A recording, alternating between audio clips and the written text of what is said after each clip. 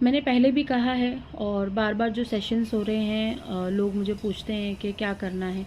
देखो, शक्ति चलेगी तो सिंपल सी बात है, आप साधारण व्यक्ति से थोड़ा सा अपग्रेड हो चुके हो।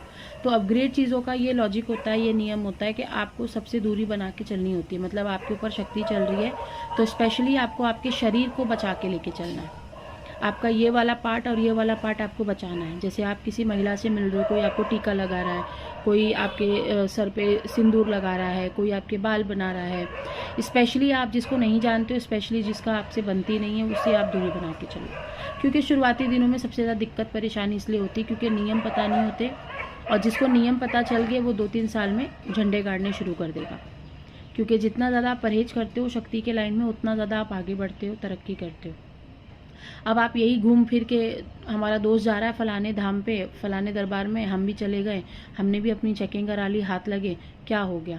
तो ये गया कि तुम्हारी शक्ति चाहती नहीं थी कि तुम्हें भी पता चले कि मैं तुम्हारे साथ चल रही हूँ। तुम्हारी परीक्षा चल रही है, तुम जा जाके बार बार पूछ रहे हो। और ये भी डिपेंड करता है कि तुम किसी गलत इंसान के पास गए हो या सही इंसान के पास गए हो।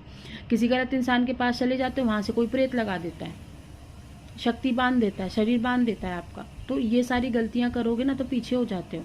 शक्ति को चलने दो, परीक्षा चलने दो, समय गुजरने दो, अपने आप ही समय सही हो जाता है।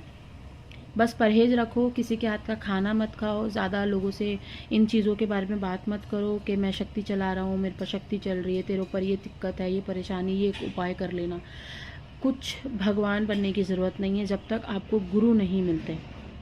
शुरू में अगर आप ये सारी चीज़ें बताना शुरू कर दोगे तो आपकी गद्दी लग जाएगी। आपको गुरु मिले चाहे ना मिले, फिर आपको बहुत भटकना पड़ता है। तो जब तक आपको गुरु ना मिले तब तक आप किसी का इलाज मत करो, किसी को कुछ बताओ मत। गुरु रहेगा तो आपको बड़ी से बड़ी मुश्किल अवस्था में भी बाहर निकाल के खड़ा कर देगा।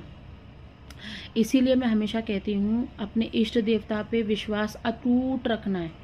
इतना विश्वास रखना है कि कितनी भी आंधी आए, तूफान आए, कितने भी बेकार लोग आ जाएं तुम्हारी ज़िंदगी में, कितनी भी सिचुएशन ख़राब आ जाए, लेकिन वो चीज़ आपकी डगमगानी नहीं चाहिए। इतना हद तक आपको विश्वास रखना है।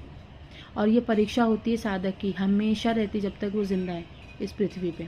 तो हमेशा अपने जो विश्वास है ना उसको कायम रखो।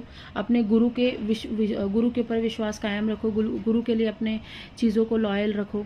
अपनी बुद्धि को और ज़्यादा तेज करो, थोड़ा सा स्मार्ट बनो, तब जाके चीज़ें ये हासिल होती हैं। नहीं तो आगे चल के साधना लाइन में आप फुस हो जाओगे और घर में बैठ जाओगे, ना यहाँ के रहोगे ना वहाँ के रहोगे। इसीलिए चुपचाप अभी इस समय अपना जो भी पाठ पूजा है, काम धंधा है, उस पर ज़्यादा ध्यान दो।